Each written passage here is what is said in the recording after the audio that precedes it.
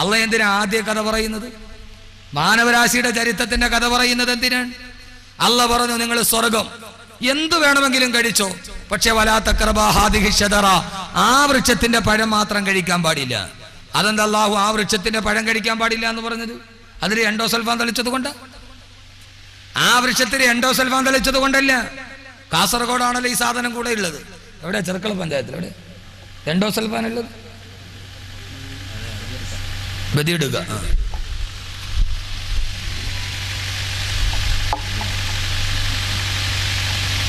Endosulfan തളിച്ചിട്ടില്ല. അതിൽ മാരകമായ കീടനാശിനി ഉള്ളത് കൊണ്ടല്ല. അത് ആരോഗ്യത്തിന് ഹാനികരമായിട്ടല്ല.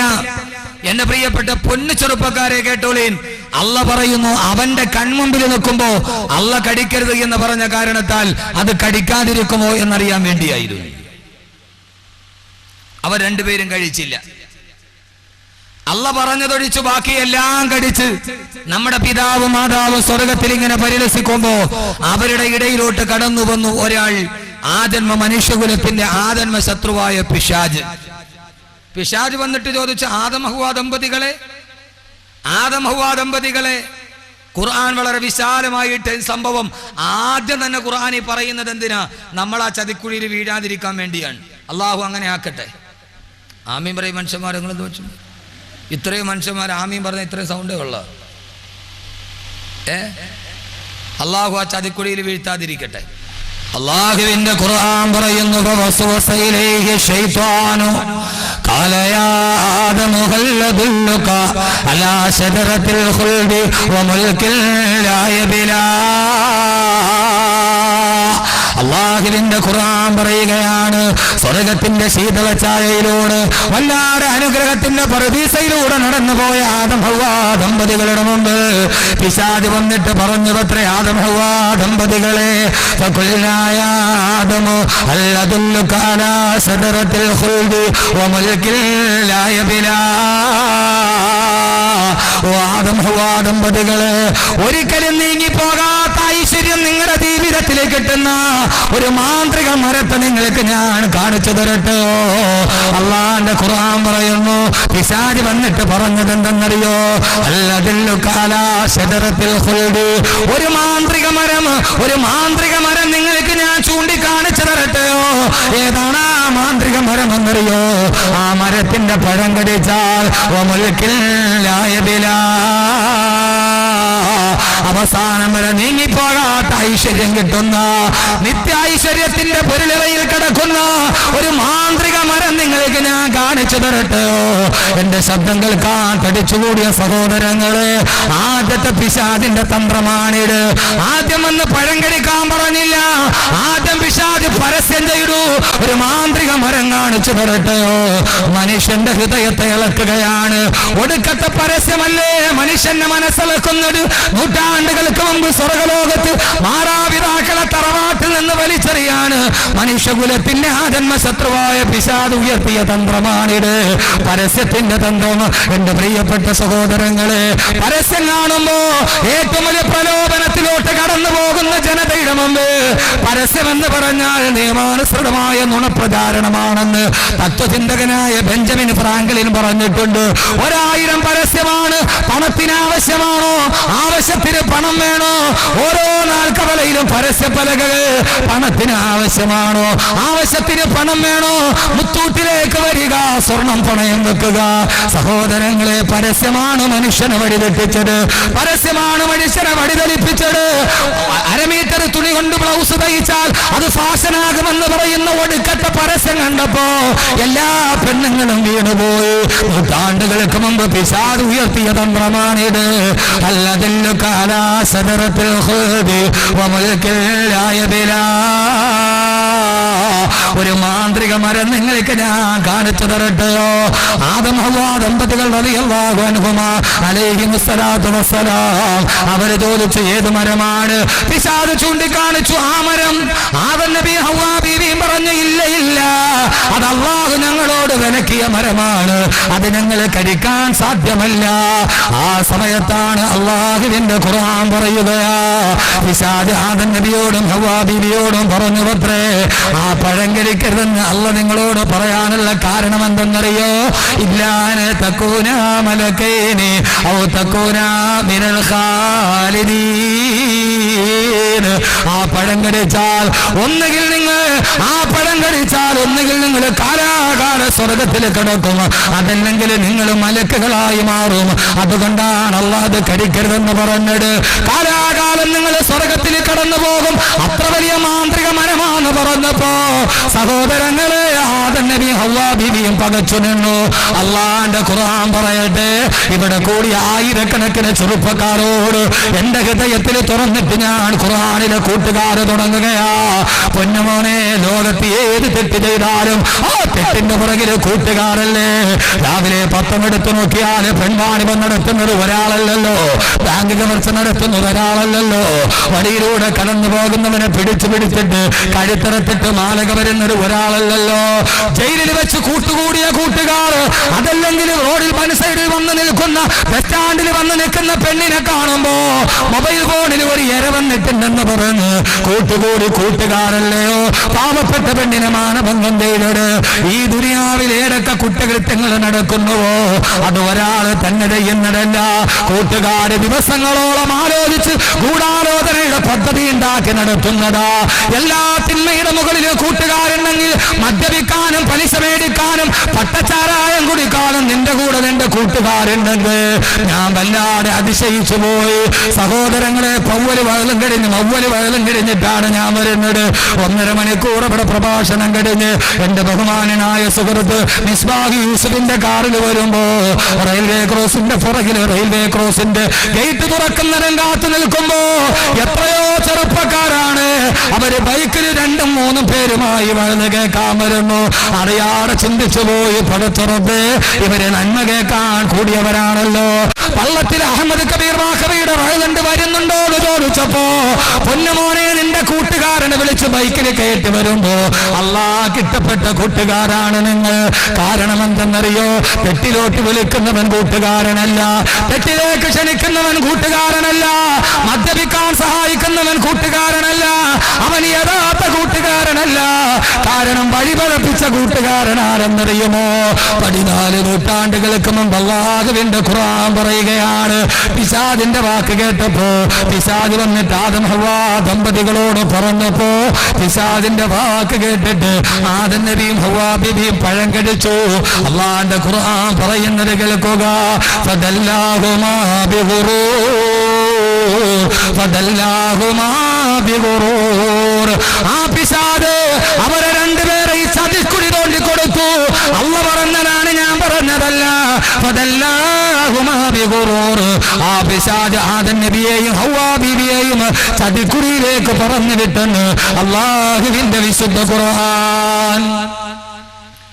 ആദം നബിയെയും ഹവ്വാ ബീവിയെയും ചതിക്കുഴിയിലോട്ട് പറഞ്ഞു വിട്ടു ഖുർആൻ. ഫദല്ലാഹുമാ ബിഗുറൂർ. അള്ളാന്റെ ഖുർആൻ പറഞ്ഞതാ, അവർക്ക് വഞ്ചനയുടെ വഴി കാണിച്ചു കൊടുത്തു. എന്റെ സഹോദരങ്ങളെ, ആദം നബിയെയും ഹവ്വാ ബീവിയെയും പിഴപ്പിക്കാൻ പിശാചെടുത്ത രൂപമേതായിരുന്നു? പിശാചെടുത്ത രൂപമേതാ?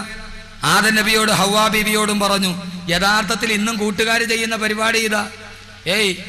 ഇല്ലാൻ തക്കൂന മലക്കൈനി ഹൽ അദുല്ലുക അലാ ഷജറത്തിൽ ഖുൽദി. ഒരു മാന്ത്രിക മരം നിനക്ക് ഞാൻ കാണിച്ചു തരട്ടെ, അത് തിന്നാൽ വമുൽക്കില്ല യബില, തീരാത്ത ഐശ്വര്യം കിട്ടും. ഇന്നും കൂട്ടുകാർ പറയുന്ന ഇതാ. ഒന്നും അറിയാത്ത അവന്റെ അടുക്കൽ വന്നിട്ട് പറയും, ഒരു മാന്ത്രിക വസ്തു നിനക്ക് ഞാൻ തരട്ടെ, അത് നിന്റെ ചുണ്ടിന്റെ അടിയിൽ വെച്ചാ നീ ദുനിയാവിലെ സ്വർഗം നേരിട്ട് കാണും. അവൻ ആദ്യത്തെ പൊതി കഞ്ചാവ് കൊടുക്കും, അല്ലെങ്കിൽ ആദ്യത്തെ അന്ന് നൂറ്റാണ്ടുകൾക്ക് മുമ്പ് പിശാച് പരത്തിയ അതേ തന്ത്രമാണ് കൂട്ടുകെട്ടിന്റെ ഇടയിൽ. ഒരു ചെറിയ പൊതി അല്ലെങ്കിൽ ഒരു ചെറിയ സിഗരറ്റ്, നീ ഇത് തിന്നു നോക്ക്, ദുനിയാവിലെ സ്വർഗം നീ ഇപ്പൊ കാണും. അവനതെടുത്തിട്ട് ആ സാധനം ഉള്ളം കയ്യിൽ വെച്ച് നന്നായിട്ടൊന്ന് ഞെരടി. അങ്ങനല്ലേ പാവം പിള്ളേർക്കൊന്നും അറിഞ്ഞൂടാ, കഷ്ടപ്പിടിക്കുന്നുണ്ട് ഒന്നും. അതിങ്ങനെ ഈ ഉള്ളം കയ്യിൽ വെച്ച് നന്നായിട്ടൊന്ന് ചുരുട്ടിയിട്ട്, പിന്നെ നമ്മുടെ മക്കളാണ് ഒരു ഗുണമുണ്ട്, പണ്ട് മുതലേ അവന്മാർ ഊതിയ കഴിക്കും, ഒരൊറ്റ ഊതല, അതിൻ്റെ പൊടിയെല്ലാം അങ്ങ് പറന്നു പോകും, എൻ്റെ കട്ടയൊക്കെ അതിനകത്ത് കിടക്കും. അതിങ്ങനെ ചുരുട്ടി എടുത്ത് അതിൻ്റെ ആദാബും ഷർത്തും ഫർളും അനുസരിച്ച് ഈ ചുണ്ടിൻ്റെ ഇടയിലോട്ട് തിരികെ വെച്ചാൽ പിന്നെ മൂപ്പിലാൻ ദുനിയാവിലെ സ്വർഗത്തിലാണ്. ആരാ തന്നത്? ആരാ തന്നത്? കൂട്ടുകാരൻ. അല്ലാതെ ആകാശത്ത് നിന്ന് മഞ്ഞ സെൽവ ഇറങ്ങിയത് മാറി ഇറങ്ങിയതല്ലല്ലോ. എൻ്റെ പൊന്നു ചെറുപ്പക്കാരെ പഠിച്ചോളിയിൽ, കൂട്ടുകെട്ട് ആപത്താണ്. എല്ലാ കൂട്ടുകാരെയും ഞാൻ പറഞ്ഞുതരാം. 9 കൂട്ടുകാരുണ്ടെന്നാണ് ഖുർആൻ. ഖുർആൻ പറഞ്ഞ കൂട്ടുകാരാണ്, ഞാൻ പറഞ്ഞ കൂട്ടുകാരല്ല. അള്ളാഹു നമ്മളെ അങ്ങനെ ആക്കട്ടെ. ആമീൻ പറയും മനുഷ്യന്മാരെ ഉറക്കെ പറയുന്നു. അള്ളാഹു അങ്ങനെ ആക്കട്ടെ. ഒരു പ്രധാനപ്പെട്ട വിഷയമാണ്.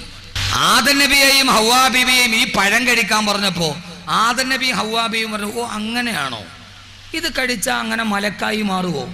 ശങ്കിച്ച് നിന്നപ്പോ പിശാച് എന്ത് ചെയ്തു? കൂട്ടുകാരൻ ആദം നബി ഹവ്വാ ബീവിയും അല്ലാത്ത സംശയത്തോടെ നിൽക്കുമ്പോ അള്ളാന്റെ ഖുർആൻ പറയുന്നു, ബഹുമാനപ്പെട്ട ആദം നബിയോട് പിശാച് പറഞ്ഞു അത്രേ, വഖാസമഹുമാ ഇന്നീ ലകുമാ ലമിനൻ നാസിഹീൻ. അവരുടെ രണ്ടുപേരുടെയും മുമ്പിൽ സത്യം ചെയ്തിട്ട് പിശാച് പറഞ്ഞു അത്രേ, ഞാൻ നിങ്ങളുടെ ശത്രുവല്ല, ഇന്നീ ലകുമാ ലമിനൻ നാസിഹീൻ, ഞാൻ നിങ്ങളുടെ ഒരു ആത്മാർത്ഥ കൂട്ടുകാരൻ മാത്രമാ, നിങ്ങൾക്കൊരു നന്മ വരട്ടെ എന്ന് വിചാരിച്ചു പറഞ്ഞതാണ്. എന്റെ ശബ്ദം കേൾക്കുന്ന യുവാക്കളെ, കൂട്ടുകാരെ, ആദ്യമായിട്ട് പിശാച് എടുത്തണിഞ്ഞ രൂപം ആദം നബിയെ ഹവ്വാ ബീവിയെ സ്വർഗത്തിൽ നിന്ന് പുറത്താക്കാൻ പിശാച് എടുത്തണിഞ്ഞ രൂപം ഏടെന്നറിയോ? ശത്രുവിന്റെ രൂപമല്ല, ഇന്നീലക്കുമാ ലമിനൻ നാസിഹീൻ, ഞാൻ നിങ്ങളുടെ ഒരു യഥാർത്ഥ കൂട്ടുകാരൻ മാത്രമാ. അല്ലാഹുവിന്റെ ഖുർആന്റെ ചരിത്രം പഠിക്കുമ്പോ സ്വർഗത്തിൽ നിന്ന് പുറത്താക്കിയത് കൂട്ടുകാരന്റെ രൂപത്തിലാണെങ്കിൽ എന്റെ ശബ്ദം കേൾക്കാൻ തടിച്ചുകൂടിയ എന്റെ പ്രിയപ്പെട്ട മുസ്ലിം ചെറുപ്പക്കാരാ, എപ്പോഴും അല്ലാഹുവിന്റെ സ്വർഗത്തിൽ നിന്ന് നിന്നെ പുറത്താക്കുന്നത് ആ സ്വർഗത്തിന്റെ കവാടത്തിലോട്ട് കടന്നു ചെല്ലാൻ നിന്നെ അനുവദിക്കാത്ത രൂപത്തിൽ ജീവിതത്തിൽ നിന്നെ വഴിതെറ്റിക്കുന്നത് അത് നിന്റെ ആത്മാർത്ഥ കൂട്ടുകാരനായിരിക്കും.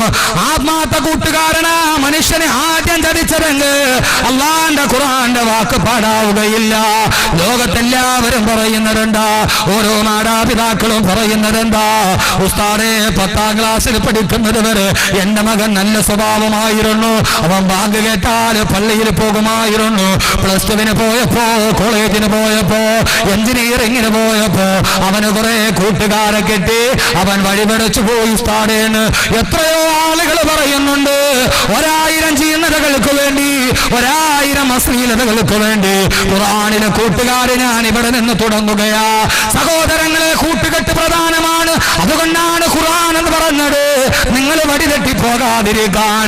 ലോകത്ത് ഏറ്റവും കൂട്ടുകാരാണ് നിന്നെ വഴിതെറ്റിക്കൊണ്ടതെങ്കിൽ, 7 പെൺമാണിപത്തിന്റെ നടുവിൽ കൂട്ടുകാരാണെങ്കിൽ, സഹോദരങ്ങളെ, പാലക്കാട് ജില്ലയിലെ പട്ടാമ്പിയിൽ ഞാൻ 1 മാസത്തിന് മുമ്പ് പ്രഭാഷണത്തിന് വരുമ്പോ രാവിലെ കേട്ട വാർത്ത എന്താണെന്നറിയോ? അങ്ങകലെ തമിഴ്നാട്ടിൽ നിന്ന്, അങ്ങകലെ പശ്ചിമ ബംഗാളിൽ നിന്ന് 17 വയസ്സുള്ള ഒരു പാവപ്പെട്ട പെൺകുട്ടി, പശ്ചിമ ബംഗാളിയായ 17 വയസ്സുകാരി പെൺകുട്ടി അവളുടെ കാമുകനെ അന്വേഷിച്ച് കേരളത്തിൽ വന്നു. കേരളത്തിലെ പട്ടാമ്പിയിൽ വന്നു. അവളുടെ സഹോദരിയുടെ ഭർത്താവ് ഇവിടെ ജോലി ചെയ്യുന്നുണ്ട്. എന്ത് ജോലി എന്നറിയോ? സമ്പന്ന വർഗത്തിന്റെ വസ്ത്രം ഇസ്തിരിയിട്ട് കൊടുക്കുന്ന ജോലി. പാവപ്പെട്ട തമിഴനായ മനുഷ്യന് ബംഗാളിയായ 17 വയസ്സുകാരി ഒരു തമിഴനാണ് അവളുടെ പെങ്ങളെ, അവളുടെ സഹോദരിയെ വിവാഹം ചെയ്തത്. ഏതോ ഒരു കൂട്ടുകാരന്, ഒരു കാമുകൻ അവളെ ബംഗാളിൽ നിന്ന് വഞ്ചിച്ചു അത്രേ. അവൻ അവിടെ നിന്ന് കേരളത്തിലോട്ട് കടന്നു. തന്നെ പ്രേമ വാഗ്ദാനം നൽകി വല്ലാതെ കടന്നുപോയ കാമുകനെ തേടി 17 വയസ്സുകാരിയായ പാവപ്പെട്ട ബംഗാളി പെൺകോട് അവളെ പട്ടാമ്പിയിൽ വരുമ്പോ അവളുടെ സഹോദരി ഭർത്താവ് കാമുകനെ കുറിച്ച് അന്വേഷിക്കുമ്പോ അവൻ തമിഴ്നാട്ടിലോട്ട് കടന്നു കളഞ്ഞു. ഒരു കൂട്ടുകാരിയെയും കൂട്ടി, തന്റെ ഈ സഹോദരിയുടെ അനുജത്തിയെയും കൂട്ടി ആ പാവപ്പെട്ട തമിഴ് നാട്ടുകാരന്, സമ്പന്ന വർഗത്തിന്റെ വസ്ത്രം ഇസ്തിരി കൊടുത്ത തമിഴ്നാട്ടുകാരന്, അവൻ അവളെയും കൂട്ടി തമിഴ്നാട്ടിൽ പോയി. അവിടെ പോയി കാമുകനെ അന്വേഷിച്ച് കണ്ടില്ല. സന്ധ്യാസമയത്ത് തിരിച്ചു വരുമ്പോ, കോയമ്പത്തൂരിൽ നിന്ന് തിരിച്ചു വരുമ്പോ, വനമേഖലയിലൂടെ തിരിച്ചു വരുമ്പോ, സഹോദരങ്ങളെ, ഷോളയാറ് വനത്തിന്റെ നടുവിലുള്ള മലമ്പാതയിലൂടെ വരുമ്പോ വണ്ടി ബ്രേക്ക് ഡൗൺ ആയി പോയി. കടന്നു വരാൻ മാർഗമില്ല, വാഹനമില്ല. കാട്ടുപാതയുടെ നടുക്ക്, മലമാതയുടെ നടുക്ക്, നിബിഡ വനത്തിന്റെ നടുവിലുള്ള കാട്ടുപാറയിൽ ആ പാവപ്പെട്ട 17 വയസ്സുകാരി പെണ്ണും അവളുടെ സഹോദരി ഭർത്താവായ തമിഴനായ ചെറുപ്പക്കാരനും കാത്തു നിൽക്കുമ്പോ ഒരു നാഷണൽ പെർമിറ്റ് ലോറി വന്നു. ആ ലോറിയുടെ മുമ്പിൽ 3 ചെറുപ്പക്കാർ ആശയോടെ കൈനീട്ടി കാടിന്റെ നടുവിൽ അകപ്പെട്ടു പോയി പാവങ്ങൾ. ദിശയറിയില്ല, വടിയറിയില്ല, അന്യനാട്ടുകാർ. അവര് കൈനീട്ടി ആ ലോറിയിലിരിക്കുന്നവര് തങ്ങൾക്കൊന്ന് വഴി കാണിച്ചു തന്നിരുന്നെങ്കിൽ, അവര് തങ്ങളൊന്ന് നാട്ടിലെത്തിച്ചിരുന്നുവെങ്കിൽ. 17 വയസ്സുകാരി പെണ്ണിനെ കണ്ടപ്പോ അവര് വാഹനം നിർത്തി ആ പാവപ്പെട്ട 2 പേരെ വാഹനത്തിൽ കയറ്റി ഇംസ്രജന്തുക്കള് തിങ്ങിപ്പാർക്കുന്ന വനത്തിലൂടെ ആ വാഹനം നടന്നു പോകുമ്പോ സഹോദരങ്ങളെ, ആ ഒടിഞ്ഞ വനത്തിന്റെ ഭാഗത്തെത്തുമ്പോ ആ 3 പേര് ഡ്രൈവറിൽ ഒരാൾ മൊബൈൽ ഫോൺ എടുത്ത് വേറൊരുത്തനെ വിളിക്കുന്നത് കണ്ടു. ഭാഷ അറിയാത്തത് കൊണ്ട് തിരിച്ചറിഞ്ഞില്ല. മലയാള ഭാഷയിൽ അവൻ പറഞ്ഞതെന്തെന്ന്, മൊബൈൽ ഫോണിലൂടെ തന്റെ കൂട്ടുകാരനോട് പറഞ്ഞതെന്തെന്ന് ആ പാവപ്പെട്ട പെണ്ണ് തിരിച്ചറിഞ്ഞില്ല. നമ്മുടെ ഈ പച്ച മലയാളത്തിൽ നടന്ന കഥയാണ് പറയുന്നത്. എന്തിനാണ് ഖുർആനിലെ കൂട്ടുകാരെന്ന് ചോദിച്ചാ മറുപടി പറയും, അതിനെ കുറിച്ചേ പറയാൻ പാടുള്ളൂ. അതാണ് ഈ സമൂഹത്തോട് പറയേണ്ടത്. സഹോദരങ്ങളെ, നിബിഡവനത്തിലെത്തിയപ്പോ, ആളുകൾ പാർക്കാത്ത നിബിഡവനത്തിലെത്തിയപ്പോ ആ പാവപ്പെട്ട തമിഴ്നാട്ടുകാരന് 2 കൈയും 2 കാലും കെട്ടി അവനെ ലോറിയുടെ ക്യാബിനിൽ ഇട്ടിട്ട് താക്കോല് കൊണ്ടുകൂട്ടി. 17 വയസ്സുള്ള ബംഗാളി പെൺകൊടിയെ 3 പേരും താങ്ങിയെടുത്തു കൊണ്ടുപോയി. ആരും കാണാത്ത വനത്തിന്റെ നടുവ്, കാരണച്ചോലയുടെ നടുവ് ആ 3 പേർ ഈ പാവപ്പെട്ട പെൺകുട്ടിയെ മാനഭംഗപ്പെടുത്തി മലത്തിക്കിടത്തി മാനഭംഗം ചെയ്യുമ്പോ ഓരോരുത്തരായി അർത്ഥമറിയാത്ത ഭാഷയിൽ പാവപ്പെട്ട നിഷ്കളങ്ക 17 നിലവിളിക്കുമ്പോ ഓരോരുത്തരായി അവളെ കടിച്ചു മുറിച്ചിട്ട് ആ പാവപ്പെട്ട പെണ്ണിന്റെ മാനം ചിന്തുമ്പോ, ആ പാവപ്പെട്ട പെണ്ണിന്റെ വസ്ത്രമൂരി മാറുമ്പോ കാട്ടില് താമസിക്കുന്ന കാട്ടാന പോലും കരഞ്ഞിട്ടുണ്ടാവില്ലേ, കുറുക്കം പോലും കരഞ്ഞിട്ടുണ്ടാവില്ലേ, ഷോളയാറ് വനത്തിലെ കുറുനരി പോലും കരഞ്ഞിട്ടുണ്ടാവില്ലേ. കുറുനരികൾ ഇങ്ങനെ അക്രമം കാണിക്കാറില്ല, കാട്ടാന ഇങ്ങനെ പിടിയാണ് ഇങ്ങനെ മാനം കെടുത്താറില്ല, കാട്ടുപുലിയും ചെമ്പുലിയും ഇങ്ങനെ മട്ടരുത്തന്റെ പച്ചമാംസം കത്തിപ്പിടിക്കാറില്ല. സഹോദരങ്ങളെ 3 പേര് മാറി മാറി ആ 17 വയസ്സുകാരിയെ മാനഭംഗപ്പെടുത്തി അവളുടെ ഉടുതുണി വലിച്ചെറിഞ്ഞു. അവസാനം ആ പെണ്ണ് എഴുന്നേറ്റോടുമ്പോ വനാന്തരത്തിലൂടെ ഒരാശ്രയം തേടി ഓടുമ്പോ അങ്ങകലെ നിന്നൊരു ബൈക്കിന്റെ വെളിച്ചം കണ്ടു. ഏതെങ്കിലും ഒരു സഹായിയാണെന്ന് കരുതി എന്നെ രക്ഷിക്കണേ എന്ന് പറഞ്ഞു ഓടിച്ചെന്ന ആ പെണ്ണിന്റെ മുമ്പിൽ ബൈക്ക് നിന്നു. ഒരു സിനിമയുടെ കഥയല്ല ഞാൻ പറയുന്നത്, ഒരു റൊമാൻറ്റിക് ഭാവനയല്ല പറയുന്നത്. ആ ബൈക്കിൽ വന്നവൻ രക്ഷകനാകുമെന്ന് കരുതിയപ്പോ ആ ബൈക്കിൽ വന്നതാരെന്നറിയുമോ? ഇരയെ കെട്ടിയപ്പോൾ ലോറി ഡ്രൈവർ ഫോണിൽ വിളിച്ചു വരുത്തിയ കൂട്ടുകാരൻ. എനിക്കൊരുത്തിയെ കെട്ടിയിട്ടുണ്ട്, പങ്കുവെക്കാൻ വരാൻ പറഞ്ഞപ്പോ നാട്ടിലിരുന്ന കാട്ടുമൃഗം, അവന്റെ പേര് സുധീർ എന്നാണ്, അവനാണ് വന്നത് ഇരയെ പങ്കുവെക്കാൻ. അവനും പിടിച്ചു നിർത്തി സഹായിയാകുമെന്ന് കരുതി നിലവിളിച്ചവൻ പിടിച്ചു കെട്ടിയവളെ മാനം ചെയ്യുമ്പോ ഉടുതുണി വലിച്ചെറിഞ്ഞു പെണ്ണിനെ പരിപൂർണ വസ്ത്രയായി 4 പേര് പിച്ചു ചിന്തിയ പെണ്ണ് നാട്ടിലൂടെ ഭ്രാന്ത് പോലെ ഓടുമ്പോ നിലവിൽ കേട്ട ഏതോ അയൽവക്കക്കാരാണ് ഓടി ചെല്ലുമ്പോൾ നൂൽബന്ധമില്ലാതെ കടിച്ചു പറിച്ച ചുണ്ടുകളുമായി ശരീരവുമായി പൊട്ടിക്കരയുന്ന പെണ്ണ് ആരോ മറയ്ക്കാൻ വസ്ത്രം കൊടുത്തു. എന്റെ പൊന്നു സഹോദരങ്ങളെ, ബംഗാളിയായ 17 വയസ്സുള്ള പെണ്ണിനെ കാണണോ? കാസർഗോഡുകാരെ കാണണോ? പട്ടാമ്പിക ഗവൺമെന്റ് ഹോസ്പിറ്റലില് മാനസിക നില തകരാറിലായി ഭ്രാന്തിയെ പോലെ ആ 17 വയസ്സുകാരി. ആരാണ് ചെയ്തത്? ഒരു പെണ്ണിനെ കിട്ടിയപ്പോ വരാൻ പറഞ്ഞ മൊബൈൽ ഫോണിൽ കൂട്ടുകാരനെ വിളിച്ചു. ആ കൂട്ടുകാരൻ പങ്കുവെച്ചപ്പോ സഹോദരങ്ങളെ കൂട്ടുകെട്ടാണ് തകർത്തത്. എല്ലാ തിന്മയുടെ മകളിലും കൂട്ടുകെട്ട്. എന്റെ ശബ്ദം കേൾക്കുന്ന പള്ളത്തെ പ്രിയപ്പെട്ട പെങ്ങളെ, നല്ലവരോടെ കൂട്ടുകൂടാവൂ, എല്ലാവരുമായി കൂട്ടുകൂടാൻ പാടില്ല. ഞാനൊന്ന് ചോദിക്കട്ടെ പെങ്ങളെ, കേരളത്തിൽ നടന്ന എത്രയോ പെൺവാണിഭങ്ങളുണ്ട്. കിളിരൂര് പെൺവാണിഭം, കവിയൂര് പെൺവാണിഭം, വിതിര പെൺവാണിഭം. 15 വയസ്സ് പ്രായമുള്ളപ്പോ സീരിയലിൽ അഭിനയിക്കുന്ന സ്വപ്നമായി പൂമ്പാട്ടകളോട് സ്വപ്നം പറഞ്ഞ അവസാന കോട്ടയം മെഡിക്കൽ കോളേജിൽ 85% കത്തിക്കരിഞ്ഞ് ചാമ്പലായി കിടന്ന നിന്റെ കിളിരൂരിലെ ശാരിയ വീട്, കവിയൂരിലെ അനഘയ വീട്. കിളിരൂര് പെൺവാണിഭ കേസിൽ കോടതി ശിക്ഷിച്ചു. ആരാണ് 15 വയസ്സുള്ള പെണ്ണിന് 70 പേർക്ക് പിച്ച് ചിന്നാൻ കൊടുത്തതെന്നറിയോ? ആ നാട്ടിലെ കാമുകന്മാരല്ല, അവളുടെ അമ്മയുടെ ഏറ്റവും അടുത്ത കൂട്ടുകാരി ലതാ എസ് നായരാണ്. ആരാണ് കൊടുത്തത്? അവളുടെ അമ്മയുടെ കൂട്ടുകാരി, ആ കൂട്ടുകാരിയാണ് പ്രലോഭിച്ചിട്ട് കൊടുത്തത്. ഏത് പെൺവാണിഭത്തിന്റെ കഥ എടുത്തു നോക്കോ, ഒരു പെണ്ണിനെ കൂട്ടിക്കൊടുത്തത് ആണല്ല, അവരുടെ കൂട്ടുകാരിയാണ്, അവളുടെ കൂട്ടുകാരിയാണ്. അതുകൊണ്ട് സഹോദരങ്ങളെ, ഖുർആൻ 14 നൂറ്റാണ്ട് മുമ്പ് പറഞ്ഞു, പിശാച് നിന്നെ സ്വർഗ്ഗത്തിൽ നിന്ന് പുറത്താക്കിയത് ഒരാത്മാർത്ഥ സുഹൃത്തിന്റെ രൂപത്തിലാണ്. അതുകൊണ്ട് കൂട്ടുകെട്ട് പ്രധാനമാണ്. കൂട്ടുകാരെ തിരഞ്ഞെടുക്കുമ്പോ പൊന്നു ചെറുപ്പക്കാരെ, നരകത്തിലോട്ട് കൊണ്ടുപോകുന്ന പരലോകത്ത് വലച്ചു കളയുന്ന കൂട്ടുകാര് നിനക്ക് വേണ്ട. അല്ലാഹു നല്ല കൂട്ടുകാരെ അല്ലാഹു നൽകി അനുഗ്രഹിക്കുമാറാകട്ടെ, അല്ലാഹു നൽകി അനുഗ്രഹിക്കുമാറാകട്ടെ. ഏറ്റവും നല്ല കൂട്ടുകാരൻ ആരാ? ഉമർ റളിയല്ലാഹു തആല ഉബയ്യ് ഇബ്നു കഅബ് റളിയല്ലാഹു അൻഹുവിനോട് ചോദിച്ചു, ഉബയ്യെ ഏറ്റവും നല്ല കൂട്ടുകാരൻ ആരാ? അപ്പോൾ ഉബയ്യ് റളിയല്ലാഹു തആല പറഞ്ഞു, എനിക്ക് വേണ്ടി നീ ദുആ ചെയ്യണേ എന്ന് ഓർമ്മിപ്പിക്കാതെ നിനക്ക് വേണ്ടി അറിഞ്ഞു ദുആ ചെയ്യുന്നവനാരോ അവനാണ് നിന്റെ ഏറ്റവും നല്ല കൂട്ടുകാരൻ എന്ന് ഉബയ്യ് ഇബ്നു കഅബ് റളിയല്ലാഹു അൻഹു. എനിക്ക് വേണ്ടി ദുആ ചെയ്യണേ എന്ന് പറയാതെ തന്നെ ഓർത്ത് ദുആ ചെയ്യുന്നവൻ, അവനാണ് ഏറ്റവും നല്ല കൂട്ടുകാരൻ. അപ്പൊ അങ്ങനെ നോക്കുമ്പോൾ നിങ്ങളുടെ ഏറ്റവും നല്ല കൂട്ടുകാരൻ ഞാനാണ്. അല്ലെ ഇന്നലെ എറണാകുളത്ത് നിങ്ങൾക്ക് വേണ്ടി നിങ്ങൾ ആരെങ്കിലും പറഞ്ഞിട്ടാണ് ഞാൻ ദുആ ചെയ്തത്? അപ്പോൾ നിങ്ങൾ എൻ്റെ നല്ല കൂട്ടുകാരനാവണം. ആവോ? അങ്ങനെയാണ്. നിങ്ങൾ ഈ വാത് കഴിഞ്ഞ ഉസ്താദെ കബീർ ഉസ്താദിന് ആരോഗ്യം കിട്ടണം, അവസാനമൊക്കെ നിങ്ങൾ ആരെങ്കിലും പറയണ്ട. പണ്ട് നല്ല കൂട്ടുകാരുണ്ട്. അള്ളാഹു നല്ല കൂട്ടുകെട്ടിൽ പെടുത്തട്ടെ.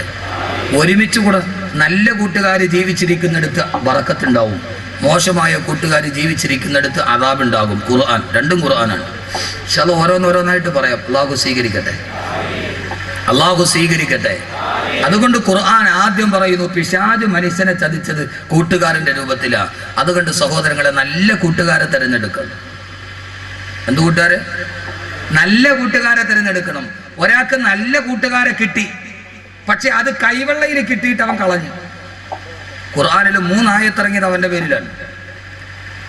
ഒരു നല്ല കൂട്ടുകാരനെ തിരഞ്ഞെടുക്കാൻ പറ്റി, അവസരം കിട്ടി, പക്ഷെ ആ നല്ല കൂട്ടുകാരെ തള്ളിക്കളഞ്ഞവൻ അവനാണ് ലോകത്തിലെ ഏറ്റവും വലിയ ഹതഭാഗ്യവാൻ എന്ന അല്ലാഹുവിന്റെ ഖുർആൻ. അതുകൊണ്ട് നല്ല കൂട്ടുകാരെ തിരഞ്ഞെടുക്കി. അള്ളാഹു അങ്ങനെ ആക്കട്ടെ. ഖുർആൻ കൂട്ടുകെട്ടിന് വലിയ പ്രാധാന്യം നൽകിയിട്ടുണ്ട്. ഒരു നല്ല കൂട്ടുകാരെ തിരഞ്ഞെടുക്കാൻ പറ്റി, അവസരം പ്രയോജനപ്പെടുത്തിയില്ല, അവൻ നാളെ ആഖിറത്തിൽ കൈ കടിച്ചു കൊടുക്കേണ്ടി വരുമെന്ന് വിശുദ്ധ ഖുർആൻ. എന്റെ പൊന്നു സഹോദരിമാരെ, നല്ല കൂട്ടുകാരെ തിരഞ്ഞെടുക്കുക. അള്ളാഹുവിന്റെ ഖുർആൻ തന്നെ പറഞ്ഞില്ലേ, എല്ലാരോടും കൂട്ടുകൂടാൻ പാടില്ല. കേരളത്തിലെ ഏത് പെൺവാണിഭത്തിന്റെ കഥ വേണമെങ്കിലും നിങ്ങൾ എടുത്തോളി, ഏത് പെണ്ണിനെയും കൂട്ടിക്കൊടുത്താൽ അവളുടെ കൂട്ടുകാരിയ അല്ലേ? ആണല്ലോ കൂട്ടിക്കൊടുത്തത്. ചുമ്മാ പെണ്ണുങ്ങളെ ഇങ്ങനെ വിട്ടിട്ട് വീട്ടിലിരുന്ന കാര്യം പോകും. അവള് വേറെ എവിടെയെങ്കിലും പോകും. നമ്മൾ പള്ളത്തെ പള്ളിയിൽ കരുതിട്ട് ഇന്ന പോലെ റജീകിലെ കാതെന്നും പറഞ്ഞിരിക്കേണ്ടി വരും. കൂട്ടുകെട്ടിനെ ഖുർആൻ വളരെ വിശാലമായി പറയുന്നുണ്ട്. നിങ്ങൾ എന്താ കരുതിയത്? ഇതൊരു വിശാലമായ വിഷയമല്ലേ? എത്ര പെണ്ണുങ്ങളുടെ കൂടെ പോകുന്നത്? എത്ര പെൺവാണിഭമാ നടക്കുന്നത്? എത്ര കുടുംബമാ തകരുന്നത്? അള്ളാഹുവിന്റെ ഖുർആൻ പറഞ്ഞ സ്ത്രീകളെ പ്രത്യേകിച്ച് മനസ്സിലാക്കിക്കോളീൻ. എല്ലാ പെണ്ണുങ്ങളോടും കൂടാവോ? എല്ലാ പെണ്ണുങ്ങളോടും കൂട്ടുകൂടാൻ പാടില്ല. ഖുർആൻ സൂറത്തുൻ നൂർ, ഞാനീ പറയുന്ന മുഴുവനും ഖുർആനാണ്.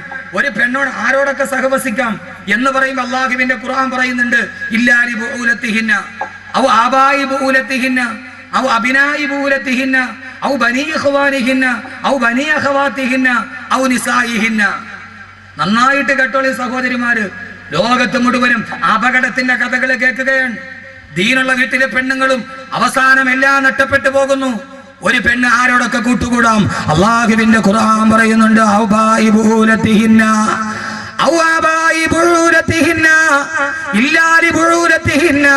മുഖവും മുൻകൈയും കാണിച്ച് നിനക്ക് സഹകരിക്കാം. നിന്റെ ഭർത്താവിന്റെ അടുക്കൽ കുഴപ്പമില്ല, ഭർത്താവിന്റെ പിതാവിന്റെ അടുക്കൽ കുഴപ്പമില്ല, ആ ഭർത്താവിന്റെ മക്കളുടെ അടുക്കൽ കുഴപ്പമില്ല. ഓ പെങ്ങളെ, നിന്റെ സഹോദരന്റെ ആൺമക്കളുടെ അടുക്കൽ കുഴപ്പമില്ല. നിന്റെ സഹോദരിമാരുടെ ആ മക്കളുടെ അടുക്കൽ കുഴപ്പമില്ല. അത് കഴിഞ്ഞിട്ട് ഖുർആൻ പറയുന്ന വാക്ക് എന്നെ കേൾക്കാനത്തെ സഹോദരിമാരോട് പറയട്ടെ. അല്ലാഹ് പറയുന്നു, എല്ലാ പെണ്ണുങ്ങളോടും കൂട്ടുകൂടി കൂടാ.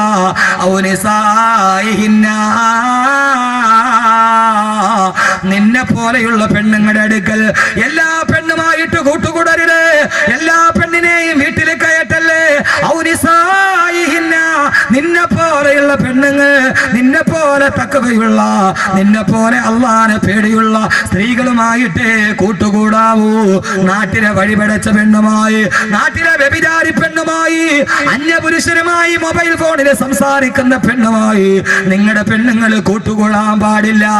ആരാ പറഞ്ഞത്? 14 നൂറ്റാണ്ട് മുമ്പ് സർപ്പം വളഞ്ഞു പുളഞ്ഞു കിടക്കുന്നത് പോലെ ചെമ്മൻ പാതകൾ നിറഞ്ഞ മക്കാ മരുഭൂമിയിലേക്ക് കടന്നു വന്ന ലോകത്തിന്റെ തിരുദൂതരെ അള്ളാന്റെ റസൂൽ ഊതി പറഞ്ഞ ഖുർആൻ, വായിക്കാൻ അറിയാത്ത വ്യക്തി വായിച്ചു പറഞ്ഞ നിത്യവിസ്മയമായ ഖുർആൻ, ആ ഖുർആനാണ് പറഞ്ഞത്. കിളിരൂര് പെൺമാണിവം മുൻനിർത്തി, കവിയൂര് പെൺമാണിവം നിർത്തി ഈ ആയത്ത് 1000 വട്ടം പറയട്ടെ. ദീനീ ബോധമില്ലാത്ത പെണ്ണുങ്ങളുമായി, ആ നാട്ടിലെ വഴിപടച്ച പെണ്ണുങ്ങളുമായി, അന്യപുരുഷനുമായിട്ട് എന്തെങ്കിലും ബന്ധമുണ്ടോ? ആ പെണ്ണുമായിട്ട് കണ്ണു കൂട്ടുകൂടല്ലേ. സഹോദര രക്ഷകർത്താക്കളെ, നിങ്ങളുടെ പെണ്ണുങ്ങളെ, പെൺമക്കളെ മോശമായ പെണ്ണുങ്ങളുമായി കൂട്ടുകൂടാൻ അനുവദിക്കരുത്. ഉമർ റളിയല്ലാഹു തആല അൻഹു ഈജിപ്തിലെ ഗവർണറായ അംർ ഇബ്നു ആസ് റളിയല്ലാഹു അൻഹുവിന് കത്തെഴുതി, അംറേ മിസ്രിലെ ദീനുള്ള തഖ്വയുള്ള പെണ്ണുങ്ങൾ, ആ നാട്ടിലെ വഴിപടച്ച പെണ്ണുങ്ങളുമായി കുളിക്കടവിൽ പോകുന്ന വാർത്ത ഞാൻ അറിഞ്ഞിട്ടുണ്ട്. വഴിപടച്ച പെണ്ണുങ്ങളുമായി കുളിക്കടവിൽ പോകരുതെന്ന് മുഅ്മിനത്തുകളായ പെണ്ണുങ്ങളോട് പറയണമെന്ന് ഉമർ റളിയല്ലാഹു അൻഹു അംർ ഇബ്നു ആസ് റളിയല്ലാഹു അൻഹുവിന് കത്തെഴുതിയെങ്കിൽ, എന്റെ പ്രിയപ്പെട്ട സഹോദര, എന്റെ പ്രിയപ്പെട്ട സഹോദരി, നമ്മുടെ പെൺമക്കളുടെ കൂട്ടുകെട്ട് നിയന്ത്രിക്കണം.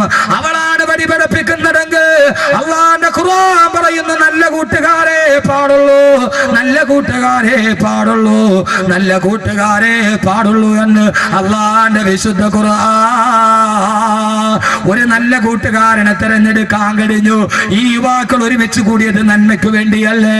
ഈ യുവാക്കൾ ഒരുമിച്ച് കൂടിയത് നല്ലതിന് വേണ്ടിയല്ലേ? അവരെ നല്ല കൂട്ടുകാരല്ലേ? ആ കൂട്ടുകെട്ട പള്ളം പ്രദേശത്തിന്റെ ഈ കൂട്ടുകാർ അള്ളാഹു നിലനിർത്തി കൊടുക്കുമാറാകട്ടെ. ഈ കാസർഗോഡ് എനിക്ക് എത്രയോ കൂട്ടുകാരുണ്ട്. ഒരു 4 കൂട്ടുകാരെ എനിക്കറിയാം. ഉസ്താദേ, ഏറ്റവും വലിയ തെറ്റിലോട്ട് കടന്നു പോകുന്ന, മദ്യവും പെണ്ണും കൺമുന്നിൽ കിടക്കുന്ന ഗോവ നഗരത്തിലാണ് ഞങ്ങൾ താമസിക്കുന്നത്. ഇതേവരെ ഉസ്താദേ അള്ളാഹ് കിട്ടപ്പെടാത്തത് ചെയ്തിട്ടില്ല എന്ന് പറഞ്ഞ് ദീനിന്റെ പേരിൽ കൂട്ടുകൂടിയ 4 കൂട്ടുകാർ. സഹോദരങ്ങളെ, എന്റെ വീട്ടിലോട്ട് സഞ്ചരിക്കുന്ന 12 മണിക്കൂറിന്റെ ഉള്ളിൽ അവരെന്നോട് പറഞ്ഞു, ഉസ്താദേ ദീനിനു വേണ്ടി ഞങ്ങൾ ചേർന്ന് നിന്നവരാ. മരണം വരെ അള്ളാഹു നിലനിർത്തി കൊടുക്കട്ടെ. അവരുടെ ബിസിനസ്സിൽ, അവരുടെ ജീവിതത്തിൽ അള്ളാഹു ബറക്കത്ത് കൊടുക്കട്ടെ. മക്കളെ, കൂട്ടുകൂടിയാൽ അത് നന്മയ്ക്ക് വേണ്ടി കൂട്ടുകൂടണം, അത് നല്ലതിനു വേണ്ടി കൂട്ടുകൂടണം, അത് നല്ലതിനു വേണ്ടി കൂട്ടുകൂടണം. നല്ല കൂട്ടുകാരെ കിട്ടുമായിരുന്നിട്ട് ആ മഹാസൗഭാഗ്യം വലിച്ചെറിഞ്ഞവന് അവന്റെ അവസ്ഥയെ കുറിച്ചാണ് അള്ളാന്റെ ഖുർആൻ അടുത്തു പറയുന്നത്. ഏത് കൂട്ടുകാരനെന്നറിയോ? ആദരവായ പ്രവാചകൻ നബി മുഹമ്മദ് മുസ്തഫ. അള്ളാഹുവിന്റെ ഖുർആൻ പറയുന്നു, ആദരവായ പ്രവാചകൻ നബി മുഹമ്മദ് മുസ്തഫ. ഉറക്കെ സലാത്താണ് സദസ്സിന്റെ ശക്തി. ഞാൻ തന്നെ വലിയ ക്ഷീണിതനാണ്. അതിനിടയിൽ സദസ്സിന്റെ ശക്തി എന്താ? സലാത്താണ്. ആദരവായ പ്രവാചകൻ നബി മുഹമ്മദ് മുസ്തഫ. ഇവിടെ വലിയ മഹാമാരൊക്കെ കിടന്നുറങ്ങുന്ന സ്ഥലമാണ്. അവിടെ സലാത്തില്ല. പിന്നെ എവിടെയുള്ളത്? തങ്ങളുപ്പാപ്പ കിടന്നുറങ്ങണ മണ്ണല്ലേ? മാലിക് ദീനാറിന്റെ മണ്ണല്ലേ? റളിയല്ലാഹു അൻഹു. അവിടെ സലാത്തില്ല. പിന്നെ അതെന്താ ഉള്ളത്? ഇവിടെയല്ലേ സലാത്ത് ഉണ്ടാവേണ്ടത്. ഇത് നമ്മുടെ ചക്കര ബസാർ മാതിര. പേര് ചക്കര ബസാർ എന്നാണെങ്കിൽ ഒരു തുള്ളി ചക്കര അവിടെ നിന്ന് കിട്ടിയില്ല. പേര് ചക്കര ബസാർ എന്നാണ്, പക്ഷെ അവിടെ ചക്കര കിട്ടുമോ? നമ്മുടെ തിരിച്ചറിയൽ കാർഡ് മാതിരി. അതിന്റെ പേര് തിരിച്ചറിയൽ കാർഡ് എന്നാണ്, പക്ഷെ അതിനകത്ത് നോക്കിയാൽ ഒരു മനുഷ്യനെ തിരിച്ചറിയാൻ പറ്റും. സ്വന്തം ബാപ്പാനെ തിരിച്ചറിയാൻ പറ്റില്ല. അതിനകത്ത് നോക്കിയാൽ തിരിച്ചറിയൽ കാർഡ്, പേര് തിരിച്ചറിയൽ. ഇപ്പൊ ചക്കര ബസാർ, ഞാനൊന്ന് ഉച്ചയ്ക്ക് അവിടെ പോയി. ഞാൻ തന്നെ വലിയ സന്തോഷം. എന്താ സ്നേഹം അവിടുത്തെ ആളുകളുടെ. ഓടി വന്ന് കെട്ടിപ്പിടിച്ചു ദുആ. ചക്കര ബസാറിലെ അള്ളാഹു നല്ല ബറക്കത്ത് കൊടുത്തിട്ട് അവിടുത്തെ കച്ചവടക്കാർ ധാരാളം പേര് പറഞ്ഞു, ഉസ്താദെ കച്ചവടമൊക്കെ മോശമാണ്, കടവാണ്. അള്ളാഹു ആ പാവങ്ങൾ പൊരി വെയിലത്തിരുന്ന് കച്ചവടം ചെയ്യണവരാണ്. അള്ളാഹു നല്ല ബറക്കത്ത് കൊടുക്കട്ടെ, ഐശ്വര്യം കൊടുക്കട്ടെ.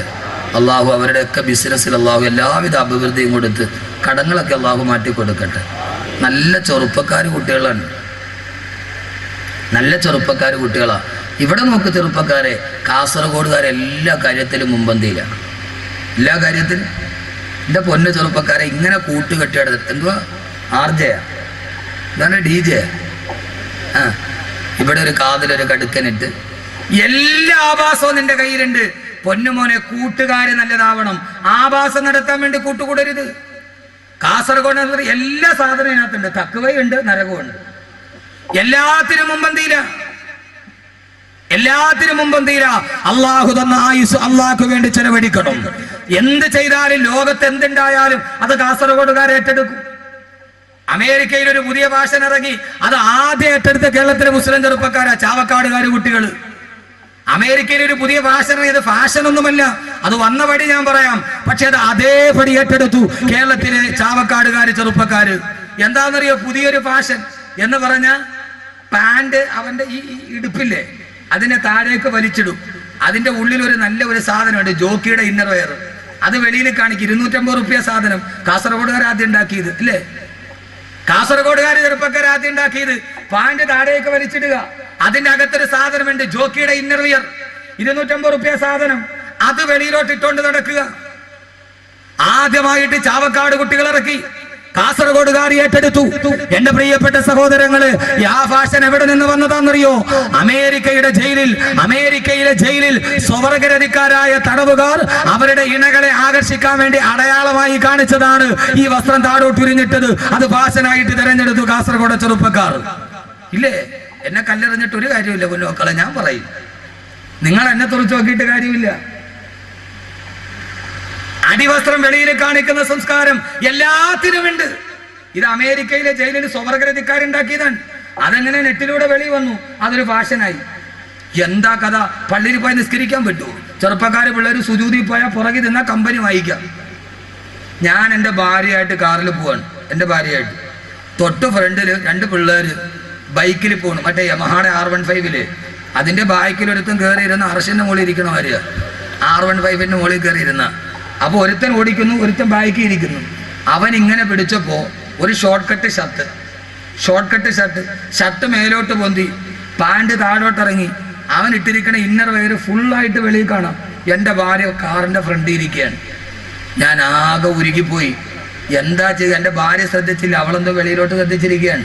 ഇവനാണെ മുമ്പിൽ പോണില്ല, ടൗണിൽ ഭയങ്കര ബ്ലോക്ക്. എന്താ ചെയ്യുക? ഞാൻ എൻ്റെ ഭാര്യയോട് പറഞ്ഞു, ഒരു കാര്യം ചെയ്യാം, നമുക്കൊരു കരിക്കൊക്കെ പിടിച്ചിട്ട് പയ്യെ പോകാം. അവള് വെച്ച് എന്താ ഇപ്പൊ ഭയങ്കര സ്നേഹം, കരിക്കൊക്കെ മേടിച്ചേരാൻ. ഞാൻ ചിന്തിച്ച് ഇത് കാണേലും നല്ല 2 കരിക്ക് കുടിച്ചിട്ട് പോകണമല്ലേ. എന്താ അവസ്ഥ? നാണമില്ലേ ചെറുപ്പക്കാരെ? നാണമില്ലേ? അള്ളാടെ മുമ്പിൽ നിൽക്കണമെന്നുള്ള ബോധമില്ലേ? മാന്യമായിട്ട് വേഷം. എല്ലാത്തിനും ചെറുപ്പക്കാരുണ്ട്. നല്ലതിനു വേണ്ടി കൂട്ടുകൂടി ഒരു നല്ല കൂട്ടുകാരനെ കിട്ടി ഒരാൾക്ക്, അവൻ വേണ്ടെന്ന് വെച്ച്. ഇതൊരു നല്ല അവസരമാണ്. ഇവിടെ വെച്ച് നമുക്ക് നല്ല കൂട്ടുകാരാവും. അള്ളാഹു അങ്ങനെ ആക്കട്ടെ. ആരാ കൂട്ടുകാരൻ? ആദരവായ പ്രവാചകൻ നബി മുഹമ്മദ് മുസ്തഫ. ഉറക്കെ ആദരവായ പ്രവാചകൻ നബി മുഹമ്മദ് മുസ്തഫ. പോരാ താജ്ദാറെ മദീന നബി മുഹമ്മദ് മുസ്തഫ. പോരാ കഅബയെ ബദറുദ്ദുജാ നബി മുഹമ്മദ് മുസ്തഫ.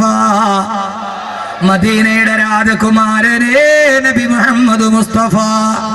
മക്കയുടെ പൂനിലാവേ നബി മുഹമ്മദ് മുസ്തഫ. ആമിനയുടെ മുത്തുമോനെ നബി മുഹമ്മദ് മുസ്തഫ. മദീന को जाए ये दिल चाहता है, मुकद्दर बनाए ये दिल चाहता है. मदीना के आहा दो आलम के मौला तेरे पास आए ये दिल चाहता है. അല്ലാഹുവേ, എന്റെ മനസ്സിലൊരാഗ്രഹമുണ്ട്. ഏതാഗ്രഹമെന്നറിയോ? മദീന കൊതായേ, എനിക്ക് മദീനത്തെത്തണം. എന്തിനെന്നറിയോ? എന്റെ ഹബീബിന്റെ ചാരത്തെത്താൻ, അല്ലാഹുവിന്റെ റസൂലിന്റെ ഹളറത്തിലെത്താൻ. പൊന്നു സഹോദരങ്ങളെ, ആഗ്രഹമുണ്ടോ? ആദരവായ പ്രവാചകൻ നബി മുഹമ്മദ് മുസ്തഫ. അല്ലാഹുവിന്റെ റസൂലിന്റെ പ്രിയപ്പെട്ട കൂട്ടുകാരനാണ് ഉഖബത്ത് ബിൻ അബീ മുഈത്ത്. ആരാ ഉഖബ എന്നറിയോ? ആ മക്കയിലെ ഏറ്റവും വലിയ പ്രമാണിയാ. പക്ഷേ അവിശ്വാസിയാണ്, മുസ്ലിമല്ല. അല്ലാഹുവിന്റെ റസൂലിന്റെ കൂട്ടുകാരനാണ്. അതോടൊപ്പം തന്നെ അബൂജഹലിന്റെ കൂട്ടുകാരനാ. അല്ലാഹുവിന്റെ റസൂലിനോട് സ്നേഹമുണ്ട്, പക്ഷേ മുസ്ലിമല്ല. അതോടൊപ്പം തന്നെ അബൂജഹലിന്റെ ആത്മാർത്ഥ സുഹൃത്താ. ആ മക്കയിലെ ഏറ്റവും വലിയ പ്രമാണി ഉഖബ ഉഖബത്ത് ബിൻ അബീ മുഈത്ത്. അള്ളാഹുവിന്റെ റസൂലിനെ ഒരു ദിവസം ഉഖബത്ത് ബിൻ അബീ മുഈത്ത് തന്റെ വീട്ടിലേക്ക് ഭക്ഷണത്തിന്റെ സദ്യക്ക് വേണ്ടി വിളിച്ചു. തന്റെ കൂട്ടുകാരനാണ്, പക്ഷേ അവിശ്വാസിയാണ്. അള്ളാഹുവിന്റെ റസൂൽ ഉഖബയുടെ വീട്ടിലെത്തി. മക്ക പ്രമാണിമാര് സദ്യവട്ടത്തിന് ഒരുങ്ങിയിരിക്കുമ്പോ അള്ളാഹുവിന്റെ റസൂൽ ഭക്ഷണം കഴിക്കാൻ പോകുമ്പോ ഉഖബയുടെ മുമ്പിലോട്ട് നിന്നിട്ട് അള്ളാഹുവിന്റെ റസൂൽ പറഞ്ഞു, ഉഖബ, അള്ളാഹുവിന്റെ വിശുദ്ധമായ ദീനിലേക്ക് നീ കടന്നു വരാട്, അള്ളാഹുവിന്റെ കലിമ വിശ്വസിക്കാട്, ഞാൻ ഭക്ഷണം കഴിക്കുന്ന പ്രശ്നമില്ല ഉഖബ. ഉഖബത്ത് ബിൻ അബീ മുഈത്ത് ഞെട്ടിപ്പോയി. ആ കാലഘട്ടത്തിൽ മക്ക ഖുറൈശികളെ സംബന്ധിച്ചിടത്തോളം ഒരാളുടെ വീട്ടിൽ നിന്ന് ഭക്ഷണം കഴിക്കാതെ ഇറങ്ങിപ്പോയാ അത് ഏറ്റവും വലിയ അപമാനമായി കണക്കാക്കുന്ന മക്ക ഖുറൈശികൾ. അള്ളാഹുവിന്റെ റസൂൽ പറഞ്ഞു, ഉഖബ, നീ ഭക്ഷണം കഴിക്കാതെ നീ മുസ്ലിം ആവാട്, ഞാൻ ഈ വീട്ടിൽ നിന്ന് ഭക്ഷണം കഴിക്കുന്ന പ്രശ്നമില്ല. ഉഖബത്ത് ബിൻ അബീ മുഈത്ത് വിശാല വിഷണ്ണനാകുമ്പോ അവസാനം റസൂലുള്ള ഭക്ഷണം കഴിക്കാതെ ഇറങ്ങിപ്പോയാലോ ഉഖബ പറഞ്ഞു, നബിയേ നബിയേ, അശ്ഹദു അൻ ലാ ഇലാഹ ഇല്ലല്ലാഹ് വ അശ്ഹദു അന്ന മുഹമ്മദുർ റസൂലുള്ളാഹ്. അല്ലാഹുവിന്റെ റസൂലിനോട് കലിമ പറഞ്ഞ് വിശ്വസിക്കുമ്പോ ആ സമയത്ത് റസൂലുള്ള ഭക്ഷണം കഴിച്ചു. ഉഖബയോട് പറഞ്ഞു, ഉഖബ, നീ നാളെ എന്റെ സ്വർഗത്തിലെ കൂട്ടുകാരനാ, നാളെ നീ എന്റെ സ്വർഗത്തിലെ കൂട്ടുകാരനാ, നാളെ നീ എന്റെ സ്വർഗത്തിലെ കൂട്ടുകാരനാ. ഇതേപോലൊരു ബഹുമതി കിട്ടാനുണ്ടോ? ഒരൊറ്റ നിമിഷം കൊണ്ട് അള്ളാഹുവിന്റെ റസൂലിന്റെ കൂട്ടുകാരനായി ഭക്ഷണം കഴിച്ചിട്ട് റസൂലുള്ള പിരിയുമ്പോ നാട് മുഴുവനും പാട്ടായി. ഉഖബത്ത് ബിൻ അബീ മുഈത്ത് മുസ്ലിമായി. ആ ഉഖബ ഇത് കേട്ട അബൂജഹൽ കോപാക്രാന്തനായി. തന്റെ ആത്മാർത്ഥ സുഹൃത്ത് ഉഖബ മുഹമ്മദിന്റെ വലയിൽ പെട്ടോ സല്ലല്ലാഹു അലൈഹി വസല്ലം. കോപാക്രാന്തനായ അബൂജഹൽ കഅബാലയത്തിൽ നിൽക്കുമ്പോ ഉഖബത്ത് ബിൻ അബീ മുഈത്ത് നടന്നു വന്ന് അബൂജഹലിന്റെ കയ്യിൽ പിടിച്ച കൈ തട്ടി മാറ്റിയിട്ട് അബൂജഹൽ പറഞ്ഞു, വേണ്ട ഉഖബ, നീ മുഹമ്മദിന്റെ കൂടെ കൂടിയവനല്ലേ, ഇനി നീ എന്നോട് മിണ്ടണ്ട, ഞാൻ നീയുമായിട്ടൊരു ബന്ധമില്ല, ബാല്യകാല കൂട്ടുകാരാണ് നാം, ഇനി മുഹമ്മദിന്റെ കൂടെ പോയാ മതി സല്ലല്ലാഹു അലൈഹി വസല്ലം. ഉഖബ, ഞാൻ മിണ്ടില്ല ഉഖബ. ഉഖബയ്ക്ക് വല്ലാത്ത സങ്കടമായി. എത്രയോ നാളായിട്ടുള്ള കൂട്ടാ, പൊന്നു ചെറുപ്പക്കാരെ, ഇതല്ലേ പ്രയാസം, അവനോട് എങ്ങനെ മിണ്ടാതിരിക്കും ഉസ്താദ്? മിണ്ടണ്ടെന്നല്ല, അവനുമായിട്ടുള്ള തെറ്റിലുള്ള സഹവാസം നിർത്തണം. പൊന്നു സഹോദരാ, പൊന്നു സഹോദരാ. ഉഖബ അബൂജഹലിന്റെ കയ്യിൽ പിടിച്ചിട്ട് പറഞ്ഞ, അബൂജഹലെ, ആ സമയത്ത് മുഹമ്മദ് നബി ഭക്ഷണം കഴിക്കാൻ വേണ്ടി വെറുതെ ഞാൻ കലിമ പറഞ്ഞടാ, ഞാൻ മുസ്ലിമായടല്ല.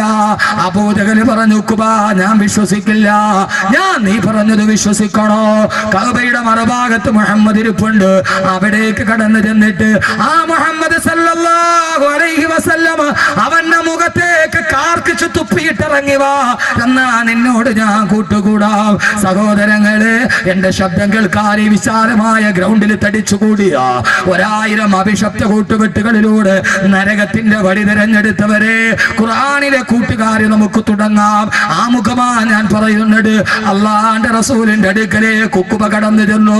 റസൂലുള്ള സഹാബത്തിന്റെ നടുവിൽ നിൽക്കുന്നു.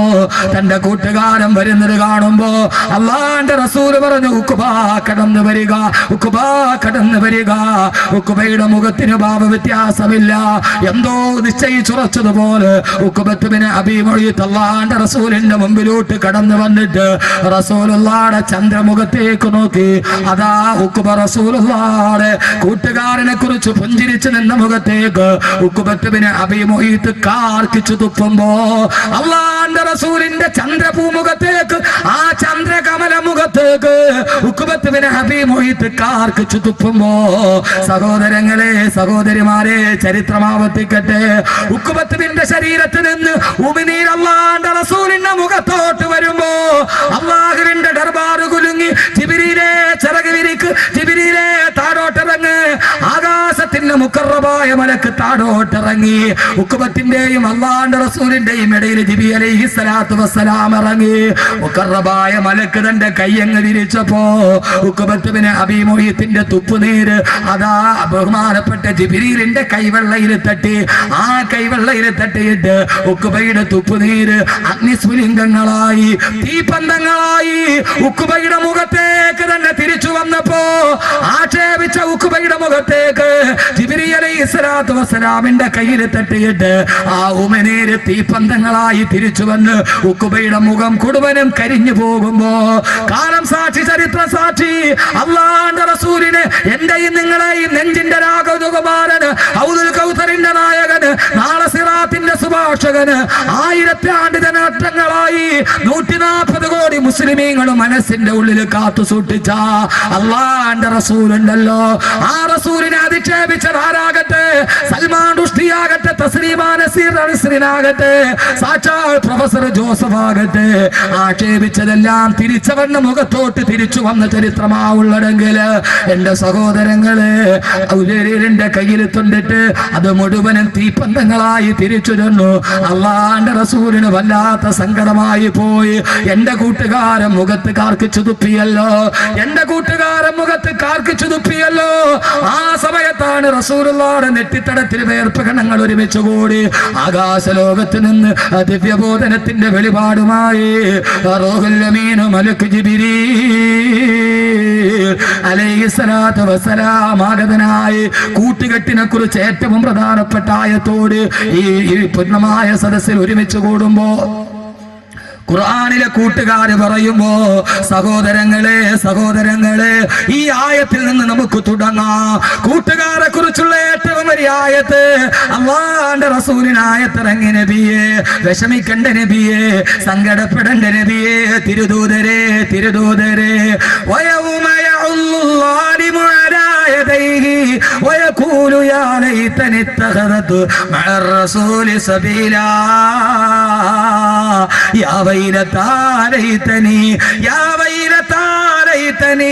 ലം അത്തഖിദു ഫുലാനൻ ഖലീലാ. ഓ നബിയേ, വയൗമ യഉല്ലാലിമു അലാ യദൈ, നാളെ പരലോകത്തെത്തുമ്പോ, നാളെ പടച്ച റബ്ബിന്റെ മുമ്പിൽ നിൽക്കുമ്പോ പാരാവാരം പോലെ പരന്നു കിടക്കുന്ന പരശതം പാപികളുടെ നടുവിൽ പാതി വഴിയിൽ പാതയെ നട്ടപ്പലപ്പെട്ട പതികനെ പോലെ പരലോകത്ത് പരിഭ്രാന്തിയോടെ പതറി നടക്കുമ്പോ ഒരു ചാൺ മുകളിൽ സൂര്യൻ ഉദിച്ചു നിൽക്കുമ്പോ താഴെ ചെമ്പിന്റെ തറയിൽ കിടന്നിട്ട് പിടയുമ്പോ അള്ളാന്റെ മലക്കുകൾ ചങ്ങല കൊളുത്തുമായി നരകത്തിലോട്ട് വിളിക്കുമ്പോ ആ സമയത്ത് നരകത്തെ മുമ്പിൽ കാണുമ്പോ നരകമെന്ന് പറഞ്ഞാൽ ജീവനില്ലാത്ത ഒരു സിട്ടിയായിട്ടല്ല ഖുർആൻ പറയുന്നത്. 70,000 മലക്കുകൾ നരകത്തെ വലിച്ചു കൊണ്ടുവരുമ്പോ ആ നരകാവകാശിയെ കാണുമ്പോ യദഊന വൈലൻ വയദഊന സുബൂറാ. കേട്ടിട്ട് സഹിക്കാൻ പറ്റുമെങ്കിൽ സഹിച്ചോ ചെറുപ്പക്കാരാ. സർവാഭാസങ്ങളും ജീവിതത്തിൽ കൊണ്ടുവരുന്ന പൊന്നു ചെറുപ്പക്കാരെ, നിനക്ക് ദീനിനോട് താല്പര്യമുണ്ട്, പക്ഷേ ദുനിയാവ് കയ്യിൽ കിട്ടിയപ്പോ അള്ളാനെ പലപ്പോഴും മറന്നുപോയി. കാമുകിയുടെ കൈ പിടിച്ചിട്ട് ഒളിച്ചോട്, അവസാന കഴുക്കോലിൽ തൂങ്ങി മരിച്ചു. ആഖിറം നഷ്ടപ്പെട്ടില്ല മോനെ. ഒരു വേണ്ടാത്ത കൂട്ടുകാരി ഉണ്ടായപ്പോ മൊബൈൽ ഫോണിലൂടെ പരിചയപ്പെട്ട പെണ്ണിന്റെ കൂടെ ഒളിച്ചോടിയിട്ട് നഷ്ടപ്പെട്ടത് നിന്റെ സ്വർഗമല്ലേ? രണ്ടുപേരും വിഷം കുടിച്ച് ആത്മഹത്യ ചെയ്തില്ലേ? വേണ്ട മക്കളെ, വേണ്ട. ഈ നശിച്ച കൂട്ടുകാർ